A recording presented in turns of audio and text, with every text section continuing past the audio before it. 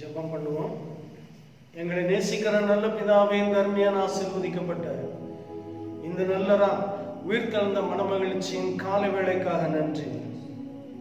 கடந்த நாட்களெல்லாம் எங்களை பாதுகாத்து இந்த புதிய நாளை தந்த கிருபைக்காக நன்றி செலுத்துகிறோம். நீர் உயிரோடு கூட எழுந்து சீசர்களை சந்தித்த போது உங்களுக்கு சமாதானம் உண்டாகட்டும் என்று சொன்னீங்க. இந்த உலகத்தில் உள்ள சூழ்நிலைகள் எல்லாவற்றுக்கும் மத்தியில உங்களுடைய ஜனங்களுக்கு நீர் சமாதானத்தை வைத்திருக்கிற கிருபைக்காக நன்றி. எங்க தேசத்துல காணப்படுகிறதான சகல வைரஸும் இயேசுவின் நாமத்தினால வெளியேறி போவதாக. நீங்க ஒரே ஒரு வார்த்தை சொன்னாலே போதும், அவைகள் எல்லாம் தேசத்தை விட்டு வெளியேறி போகும் என்று நாங்க விசுவாசிக்கிறோம். ஆண்டவரே, இன்றைக்கும் இந்த தேவனுடைய வார்த்தை உடைய சமூகத்துல வைக்கிறோம். ஆண்டவர் எங்களோடு கூட பேசும். ஒரு மனிதனுடைய சத்தத்தை அல்ல, உம்முடைய சத்தத்தை நாங்க கேட்க வந்திருக்கிறதுனால நீர் எங்களோடு கூட பேச வேண்டும் என்று நாங்க ஜெபிக்கிறோம். இந்த வார்த்தையை கேட்கக்கூடிய ஒவ்வொருவரும் ஆசீர்வதிக்கப்படுவார்களாக, பலப்படுத்தப்படுவார்களாக. இயேசுவின் நாமத்தில் ஜெபங்களும் நல்ல பிதாவே, ஆமென். அல்லேலூயா. Praise the Lord. கர்த்தருக்கு மகிமை உண்டாவதாக. இந்த மகிமையான நல்ல கால வேளைக்காக நன்றி. இந்த கால வேளையில உங்களோடு கூட இந்த தேவனுடைய செய்தி மூலமாக தொடர்பு கொள்றதுல மிகப்பெரிய சந்தோஷம். தொடர்ந்து எங்களுக்காக ஜெபம் பண்ணுங்க. தேசத்தில் உள்ளதான சூழ்நிலைகள் எல்லாருக்கும் தெரியும். சீக்கிரமாக நாம் விடுதலையோடு தேவனை ஆராதிக்க கர்த்தர் தாமே பலத்த கிரியைகளை செய்ய வேண்டும் என்று ஜெபம் பண்ணுங்க. தேசத்து தலைவர்களுக்காக, தேசத்தை ஆளக்கூடிய அத்தனை தலைவர்களையும் கர்த்தர் தாமே அபிஷேகத்தினால் நிறைத்து இந்த தேசத்தை செவ்வையான பாதையில நடத்தும்படி எல்லாரும் என்ன செய்யுங்க, ஜெபம் பண்ணுங்க. கர்த்தர் நம்மை ஆசீர்வதிப்பாராக.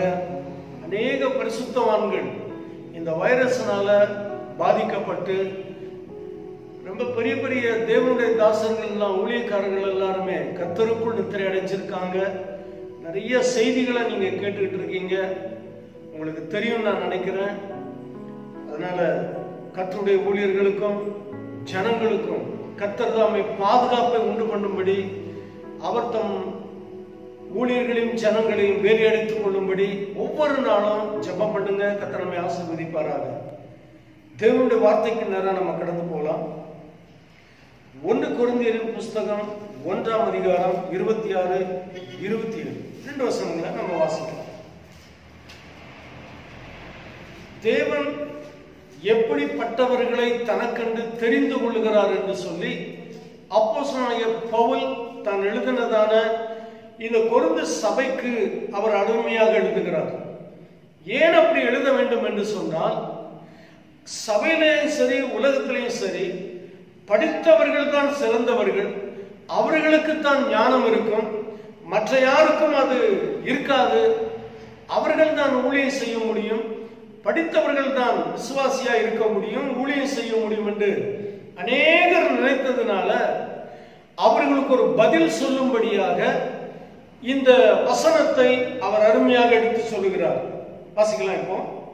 இப்போ எப்படி எனில் சகோதரரே, நீங்கள் அழைக்கப்பட்ட அழைப்பை பாருங்கள். மாம்சத்தின்படி ஞானிகள் அநேகர் இல்லை. மாம்சத்தின்படி ஞானிகள் அநேகர் உலகத்தில் இல்ல, வல்லவர்கள் அநேகர் இல்லை, அநேகர் இல்ல, பிரபுக்கள் அநேகர் இல்லை, இல்ல. ஞானிகளை வெட்கப்படுத்தும்படி, ஞானிகளை வெட்கப்படுத்தும்படி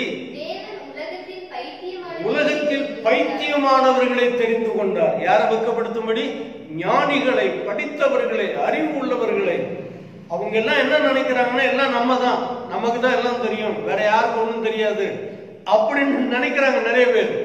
ஆனால் அது அப்படி அல்ல. தேவன் எப்படி என்ன செய்யறாரா, ஞானிகளை வெட்கப்படுத்தும்படி உலகத்தில் பைத்தியமானவைகளை தெரிந்து கொள்கிறார்.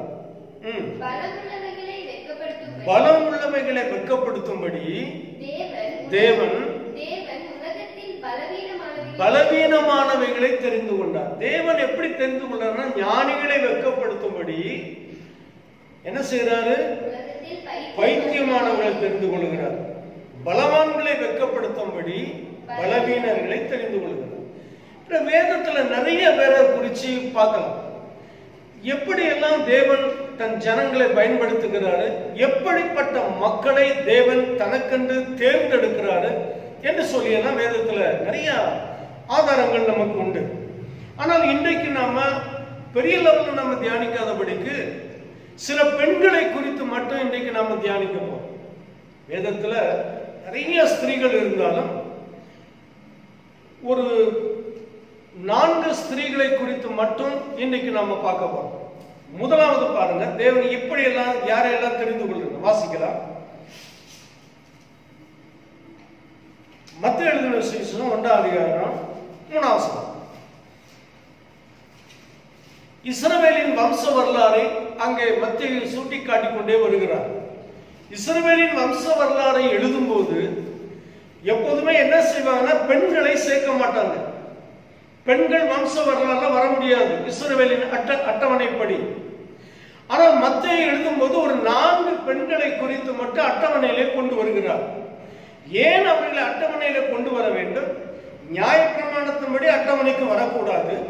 ஆனால் கிருபையின்படி நியாயப்பிரமாணத்தின் சட்டத்திட்டங்கள் எல்லாவற்றையும் இயேசு முடிக்க போறதுனால இவர் கொஞ்சம் அட்வான்ஸாகவே என்ன செய்யறாரு, அட்டவணையில 4 பெண்களை கொண்டு வர்றாரு. அந்த 4 பெண்கள்ல ஒருவர் யாருன்னா தாமார். வாசிங்க மத்தேயு 1:3. யூதா பாரேசையும் சாராவையும் தாமாரிடத்தில் பெற்றார். யூதா பாரேசையும் சாராவையும் யார்கிட்ட பெற்றான்? தாமார் எனப்பட்ட ஒருத்தியிட்ட பெற்றுக் கொள்றான். இந்த தாமாரை குறித்து வேதம் எப்படி சொல்லுகிறது? தாமார் என்று சொன்னால் பனைமரம் என்று அர்த்தம். வியாக்கியானிகள் அப்படிதான் வியாக்கியானம் பண்ணி வச்சிருக்காங்க. ஏன் தாமாருக்கு பனைமரம் என்று வைக்க வேண்டும்? பனைமரத்தை குறித்து ஆண்டவர் சில இடத்துல சொல்லியிருக்காரு, நீதிமான் பனையை போல செழித்து லீபனோனில் உள்ள கேதுருவை போல என்ன செய்வானாமா, வளருவான் என்று சொல்லியிருக்கு. அப்ப நீதிமான்களுக்கு அடையாளம் தான் பனைமரம். பனைமரம் உறுதியானது, எல்லாவற்றையும் தாங்கக்கூடியது, எந்த மழைக்கும் வெயிலுக்கும் அது அசராது. பனைமரத்துக்கு தண்ணி ஊத்த வேண்டியதில்லை.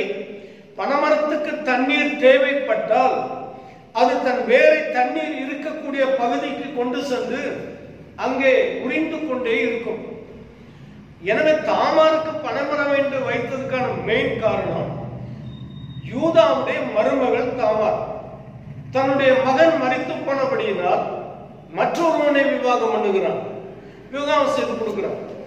அவனும் மரித்து போனபடியினால் 3வது ஒருத்தனை கட்டித்தர வேண்டும். அவன் பயந்துகிட்டு என்ன செய்ய மாட்டானா, அவளை கட்டி அந்த பையனை அவனுக்கு கட்டி வைக்க மாட்டான். இப்படி இருக்கும்போது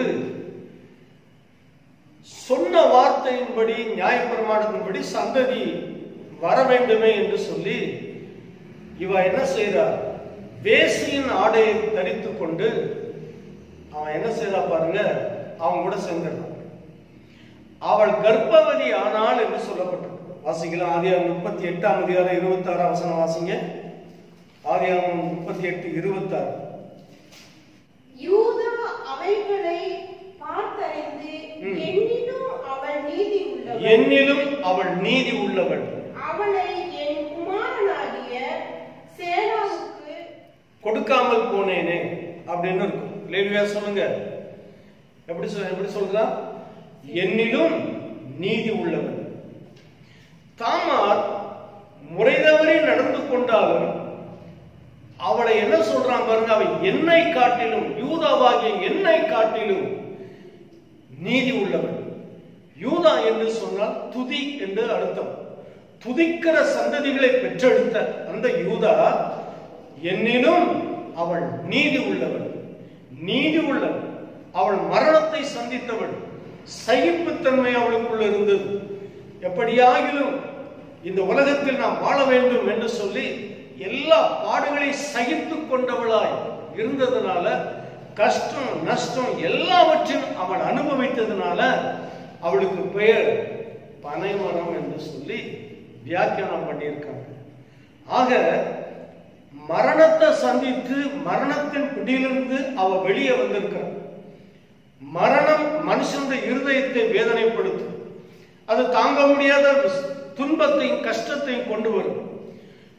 தாமார் பல மரணங்களை சந்தித்து வந்தபடியினால், மரணத்தை ஜெயிச்சு வந்ததுனால அவள் பெயர் வேத புஸ்தகத்தில் இடம்பெற்றது. நீங்கள் பாவத்துக்கு மரித்து கிறிஸ்து இயேசுவோடு கூட எழுந்தும் இருக்கிறீர்கள். எனவேதான் உங்கள் பெயர் ஜீவ புஸ்தகத்தில் எழுதப்பட்டு இருக்கிறது. தாமாருடைய பெயர் பரிசுத்த வேதாகமத்தில் எழுதப்பட்டு இன்றைக்கு நாம் பிரசங்கம் செய்து கொண்டிருக்கிறோம். ஆனால் உங்களுடைய பெயர் பாவத்துக்கு மரித்து நீதிக்கு பிழைத்து ஞானஸ்நானத்தின் மூலமாக அவரோடு கூட உடன்படிக்கை செய்து அவரோடு கூட நீங்கள் ஆளுகை செய்கிறபடியினால் ஜீவ புஸ்தகத்தில் கர்த்தர் உங்கள் பெயரை எழுதி வைத்திருக்கிறார். எனவேதான் மத்தேயு இவைகளை கண்டு தாமாரின் பெயர் வர வேண்டும் என்பதற்காக யூதா 2 பிள்ளைகளை தாமாரிட்ட பெற்றான் என்று சொல்லி பெண்களுடைய பெயர் வருது, அட்டவணையில வருது. அல்லேலூயா, பிரைஸ் தி லார்ட். சரி, ஆண்டவருக்கு மகிமை உண்டாகட்டும். இந்த பனைமரத்தை குறித்து நிறைய பேசிட்டே இருக்கலாம்.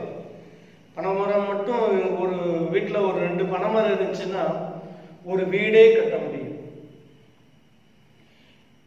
பனைமரம் என்று தாமாருக்கு வைக்கப்பட்டதுடைய நோக்கம் குடும்பத்தை கட்டி எழுப்பக்கூடிய அளவுக்கு அவளுக்கு ஞானம் உண்டாயிருந்தது. அல்லேலூயா சொல்லுங்க, பிரைஸ் தி லார்ட். கர்த்தர் நல்லவர். இரண்டாவது பார்க்கலாங்க.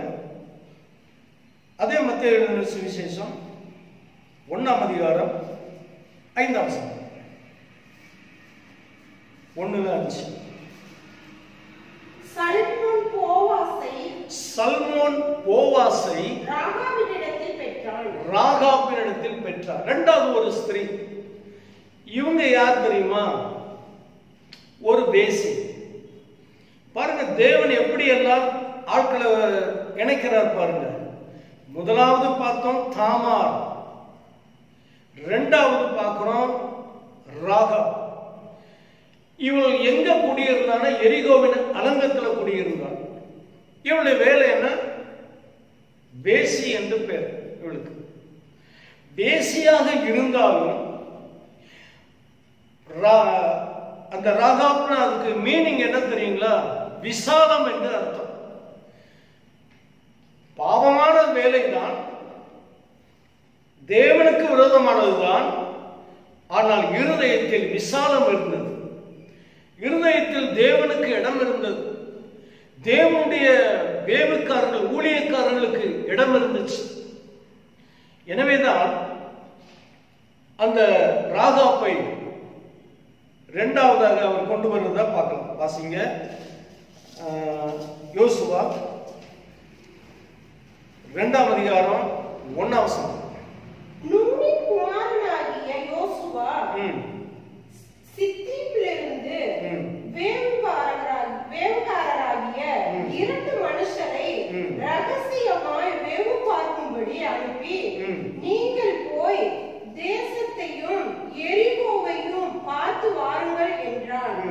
அவர்கள் போய் ராகாப் என்னும் பெயர் கொண்ட வேசியின் வீட்டுக்குள் பிரவேசித்து அங்கே தங்கினார்கள். வேவுக்காரங்க வந்திருக்காங்கன்னு கேள்விப்பட்டு போர் சேவரெல்லாம் அவகிட்ட கேட்கிறாங்க.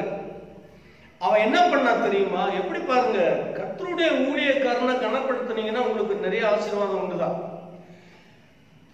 சணல் தட்டைகளை போட்டு மூடி மறைச்சு வச்சுட்டான். மறைச்சு வச்சுட்டு வந்ததெல்லாம் உண்மைதான், ஆனா சாயங்காலமே போயிட்டாங்க அப்படின்ட்டான். சாயங்காலமே போயிட்டாங்கன்னு சொன்னோன்னே அவங்களும் போயிடுறாங்க. அவர்களை பாதுகாக்கக்கூடிய இருதயம் அவளுக்கு இருந்தது. விசாலமான இருதயம், தேவனுடைய ஊழியர்களுக்கு அடைக்கலம் கொடுத்ததான ஒரு இருதயம். அப்பேற்பட்ட இருதயத்தை கர்த்தர் பார்த்தார். மனுஷன் முகத்தை பார்ப்பான், அவன் சில வேலையை பார்த்துக்கிட்டு இருப்பான், அவங்க இப்படிப்பட்டவங்க அப்படிப்பட்டவங்க குறை சொல்லுவான். ஆனால் தேவன் பாருங்க என்ன செய்யறான்னு கவனிச்சுக்கிட்டே இருக்காரு. கரெக்டா அவளை பாதுகாத்து ராத்திரியில தங்க வச்சு அதிகாலையில வெளியே அனுப்பிடுற. போகும்போது அப்படி சொல்லுவான். ஒரு ஜன்னல்ல சகப்பு கயிறை கட்டி இறக்கி வச்சிடறோம். இந்த சகப்பு கயிறு எந்த வீட்டுல இருக்கோ அந்த வீட்டை எதுவும் செய்ய வேண்டாம் என்று சொல்லிடுவாங்க. இந்த கைத்தை நீ எடுத்து உள்ள போட்டுட்டானா எங்களுடைய ஆணைக்கு நீங்களா இருப்பாய் அப்படின்னு சொல்லிட்டு போயிடுவாங்க. சகப்பு கயிறு தொங்கிக்கிட்டே இருக்கும். இஸ்ரவேலர்கள் யுத்தம் பண்ணிட்டு வரும்போது இந்த சகப்பு கயிறை பார்த்து வீட்டுக்குள்ளே சென்று அவளையும் அவள் குடும்பத்தார் அனைவரையும் பாதுகாப்பாய் கொண்டு வருவாங்க. உங்க வீடு நீங்க பாதுகாப்பா இருக்க வேண்டும் என்று சொன்னால், கானான் தேசமாகிய அந்த பரலோகத்துக்குள்ள பிரவேசிக்க வேண்டும் என்றால் இயேசுவின் ரத்தம் உன் வீட்டில் இருக்கணும். நீ இயேசுவின் ரத்தத்தால மீட்கப்பட்டு இருக்கணும். அதுதான் உனக்கு அடையாளம். அல்லேலூயா. வாசிங்க யோசுவா 6ஆம் அதிகாரத்துல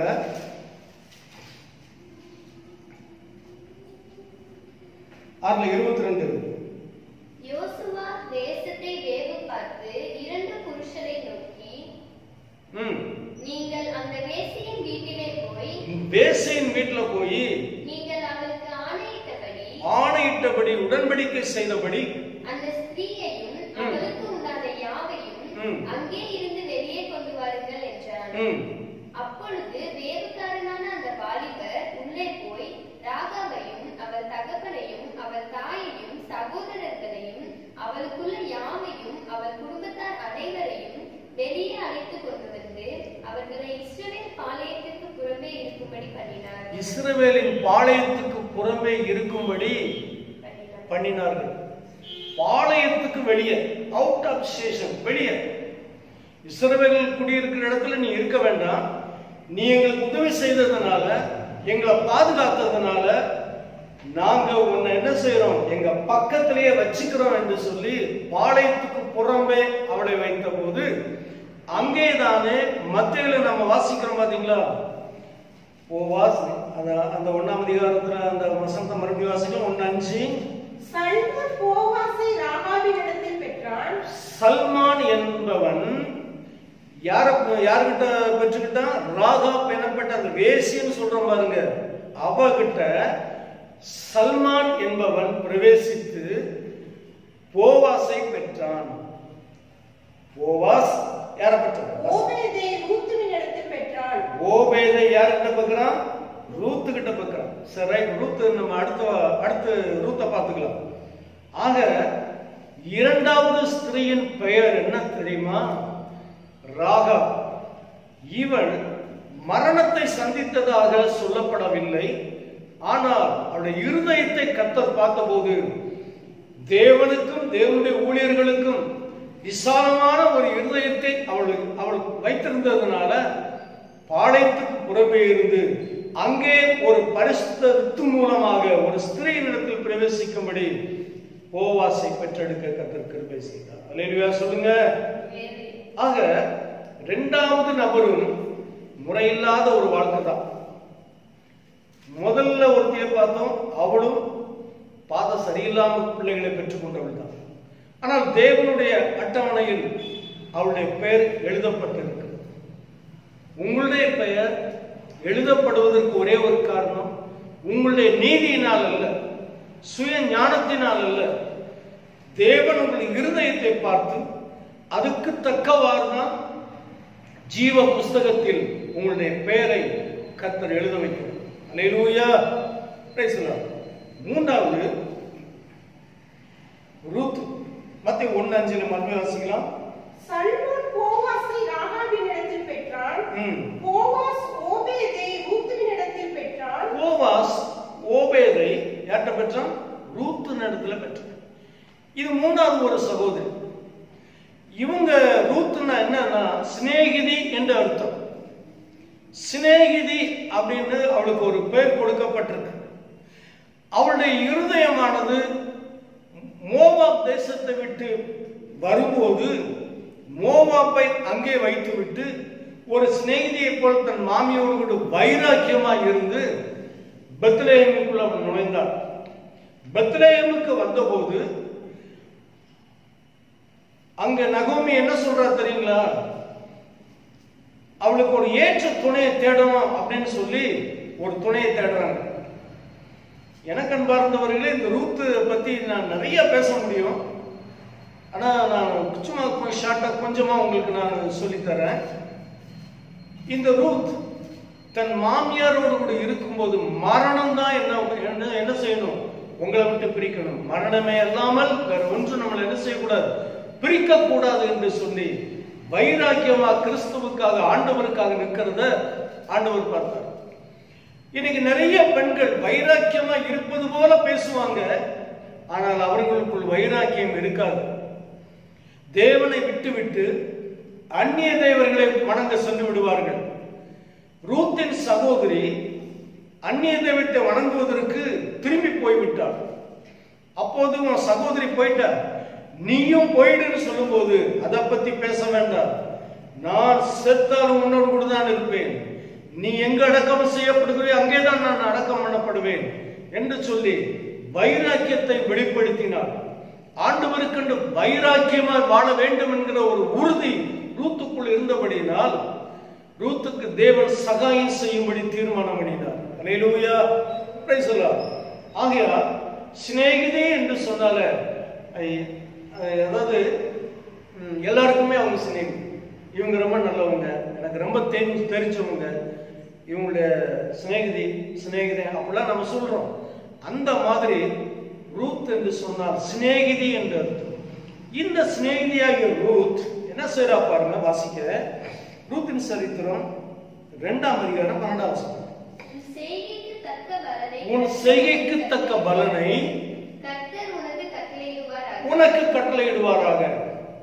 இஸ்ரவேலின் தேவனாகிய கர்த்தருடைய சட்டைகளின் கீழ் அடைக்கலமாய் வந்த உனக்கு அவராலே நிறைவான பலன் கிடைக்கட்டும் என்று சொல்லி போவாஸ் அவளை ஆசீர்வதிக்கிறான். போவாஸ் இயேசு கிறிஸ்துவுக்கு முன் அடையாளம். இஸ்ரவேலின் சந்ததி இடையில தடைப்பட்ட போது போவாஸ் ரூத்தை விவாகம் பண்ணுகிறான். அதாவது ரூத்தை குறிச்சு ஒரு விஷயம் நீங்க தெரிஞ்சுக்கீங்க, அவ போவாஸ் தனக்கு சொந்தம்னு அவனுக்கு தெரியாது. அவன் என்ன செய்யறான் பாருங்க, வயல்ல நெல் பொறுக்கிறதுக்கு வர்றான், கோதுமை பொறுக்குவதற்காக வருகிறான். கோதுமையை 1 2 பொறுக்கி சேர்த்து கொண்டிருக்கும் போது போவாஸ் அவளை பார்க்கிறான். நீ யார், எவ்விடத்தான் என்று சொல்லி, எவ்விடத்தை சேர்ந்தவள் என்று சொல்லி விசாரித்த போது அவன் தன் காரியங்கள் எல்லாவற்றையும் சொல்றான். சொன்ன போதுதான் அவன் சொல்லுவான், உன் செய்கைக்கு தக்க பலனை கர்த்தர் நிச்சயமாலுமே உனக்கு தருவார். அப்படியானால் செய்கைக்கு தக்க பலனை என்ன செய்தாள்? தேவனுக்கு இந்த வைராக்கியமாய் வாழ்ந்தாள். தன் மாமியை கைவிடாதபடி பாதுகாத்துக் கொண்டிருந்தாள். இன்னைக்கு மாமிகளை பத்தி நிறைய சொல்ல முடியும், நான் அதெல்லாம் சொல்ல விரும்பல. அன்றைக்கு இருந்த நகோமியை மட்டும் நான் சொல்றேன். ஒரு மகளை போல அவ பார்த்தா. போவாஸ் வயலுக்கு வர்றான், இவ வயல்ல கதிர் பொறுக்கிட்டு இருக்கிறா. சுருக்கமா சொல்லி முடிக்கிறேன். எந்த வயல்ல 1 2 பொறுக்கி கூடையில சேர்த்து கொண்டு இருந்தாலோ அதே வயலுக்கு ரூத் சொந்தக்காரியானாள். நீ ஒரே இடத்துல இருந்து தேவனுக்கு வைராக்கியமா வாழ்வாயானால், எந்த இடத்தில் 1 2 சம்பாதித்துக் கொண்டு வருகிறாயோ, இல்ல எந்த இடத்துல 1 2 ஆத்துமாக்களை சம்பாதித்துக் கொண்டு வருகிறீர்களோ, அந்த இடத்தையே தேவன் நமக்கு சொந்தமாக்கி தருவதற்கு உண்மை உள்ள தேவனாய் இருக்கிறார். அல்லேலூயா, பிரைஸ் தி லார்ட். ஆகையால் போவாஸ் அவளை விவாகம் செய்த போது ஓபேத்தை பெற்றெடுக்கிறான். ஓபேத் ஈசாயை பெற்றெடுக்கிறான். ஈசாய் தாவீது ராஜாவை பெற்றெடுக்கிறார்.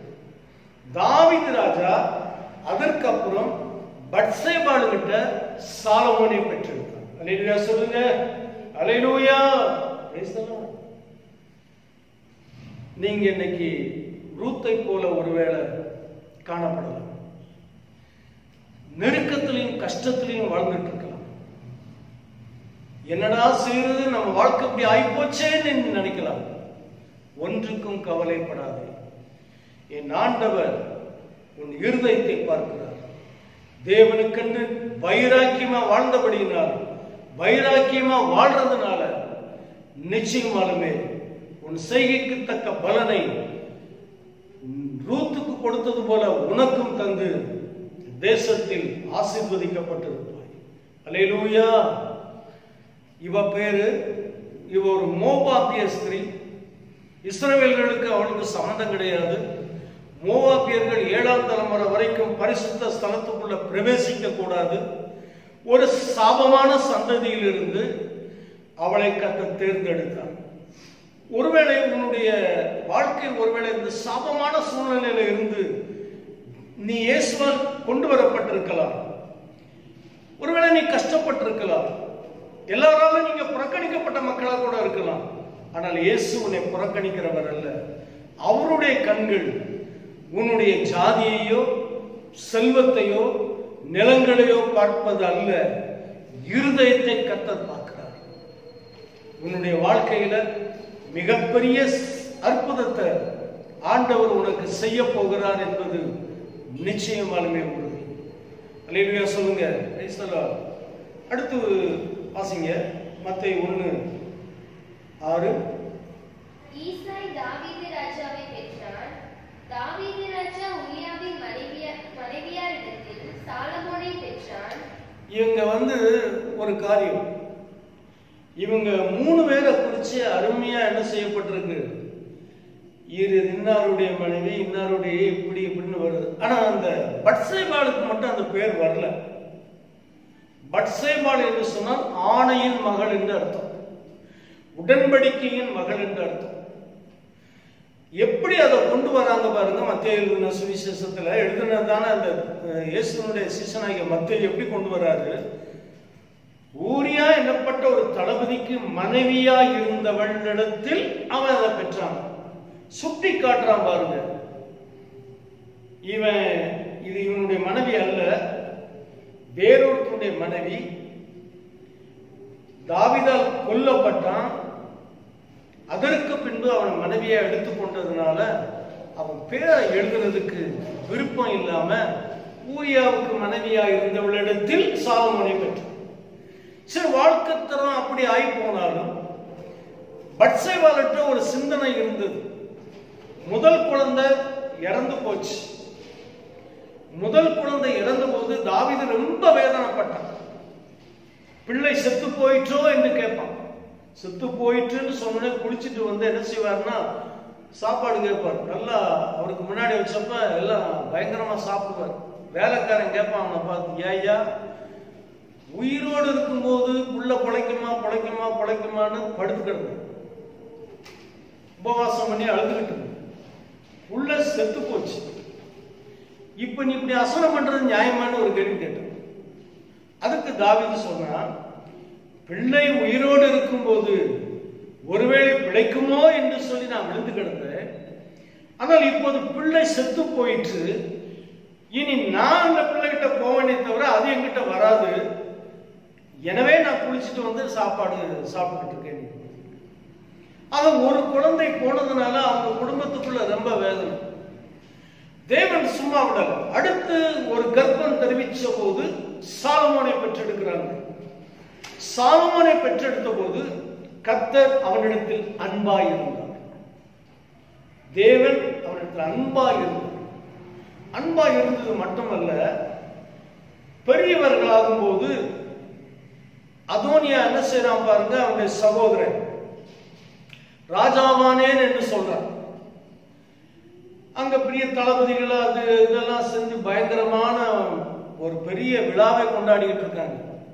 ஆனா பட்சேபாள் உள்ளத்துல என்ன இருக்குன்னா, சாலமோன் தான் ராஜாவா இருக்கணும் என்று சொல்லி அவன் நினைக்கிறான். தாவீது உள்ளத்திலையும் சாலமோனை ராஜாவாக்க வேண்டும் என்று சொல்லி அவர் நினைக்கிறார். ஒன்று ராஜாக்கள்ல நீங்க படிச்சீங்கன்னா ரொம்ப தெளிவா சொல்லப்பட்டிருக்கும். சாலமோன் ராஜாவாகிறதுக்கு முதல் காரணம் அவன் தாய் பட்சேபாள். அல்லேலூயா. வாசிங்க பாருங்க. 1 ராஜாக்கள் 1ஆம் அதிகாரம் 28 இருந்து 31 வரைக்கும். அப்பொழுது தாவீது ராஜா பிரதியுத்தரமாக, பத்சேபாளை என்னிடத்தில் வரவழையுங்கள் என்றார். பத்சேபாளை என்னிடத்தில் வரவழைங்க. அதாவது சொல்றாங்க, இந்த மாதிரி அதோனியா ராஜாவாயிட்டானா சாலமோன் தானே ஆகணும்னு சொல்லிட்டு இருந்தீங்க, இப்படி காரியங்கள் மாறுதலா நடக்குத அப்படின்னு சொன்ன உடனே அருமையா சொல்லுவான், பத்சேபாளை கூட்டிட்டு வாங்கன்னு சொல்லிடுவான்.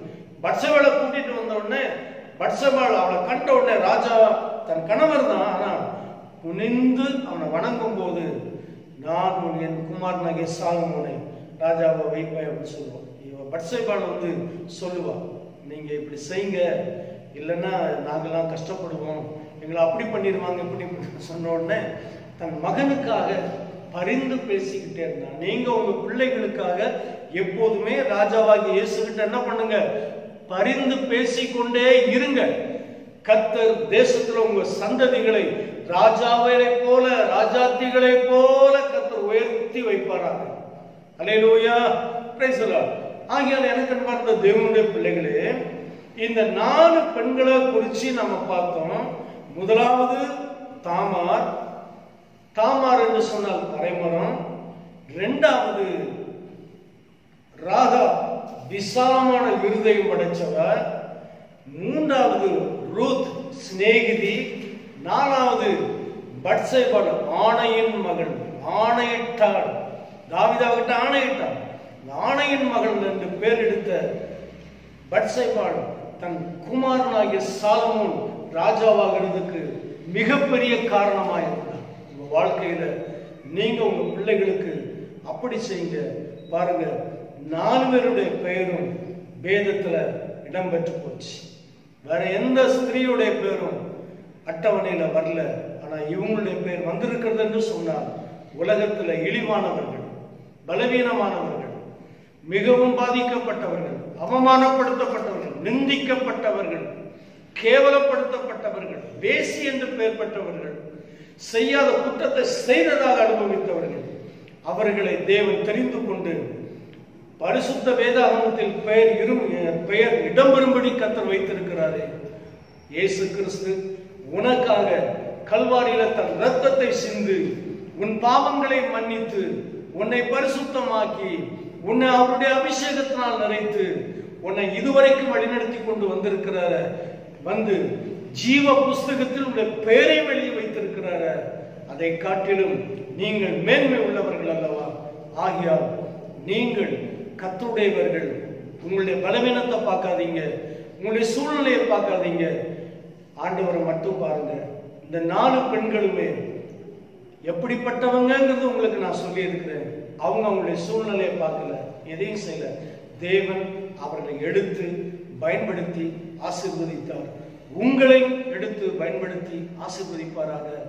ஒருவேளை நீங்க ஊழியம் செய்யறதுக்கு எனக்கு தகுதி கிடையாது அப்படின்னு சொல்லலாம். தேவனுக்கு உகந்த பாத்திரம் நான் இல்லை அப்படின்னு நீங்க சொல்லலாங்க. அப்படி அல்ல.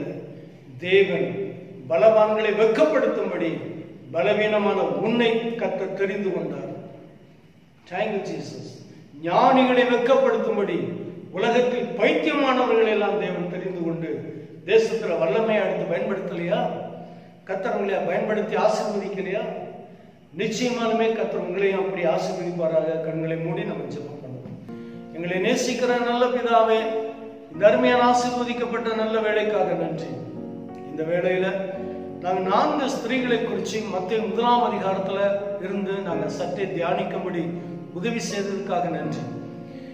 இந்த வார்த்தையை கேட்கக்கூடிய ஒவ்வொருவரும் 30, 60, 100 பலனை பெற்றுக் கொள்வார்களாக. வேத வசனத்தின் ஆசீர்வாதமும் நன்மையும் கிருபையும் அவர்களை தொடர்ந்து சூழ்ந்து கொள்ளட்டும். இயேசுவின் நாமத்தில் ஜெபங்களும் நல்ல பிதாவே, ஆமென். என் ஆத்துமாவே கர்த்தரை ஸ்தோத்திரி, என் முழு உள்ளமே அவருடைய பரிசுத்த நாமத்தை ஸ்தோத்திரி. என் ஆத்துமாவே கர்த்தரை ஸ்தோத்திரி, அவர் செய்த சகல உபகாரங்களையும் மறவாதே. ஆமென். நம்முடைய கர்த்தராகிய இயேசு கிறிஸ்துவின் கிருபையும் பிதாவாகிய தேவனுடைய அன்பும் பரிசுத்த ஆவியானவருடைய அன்யோன்ய ஐக்கியமும் இன்று என்றும் நம்முடைய கர்த்தராகிய இயேசு கிறிஸ்துவின் வருகை பரியந்தம் நம் அனைவரோடும் கூட தங்கி இருப்பதாக. ஆமென். அல்லேலூயா.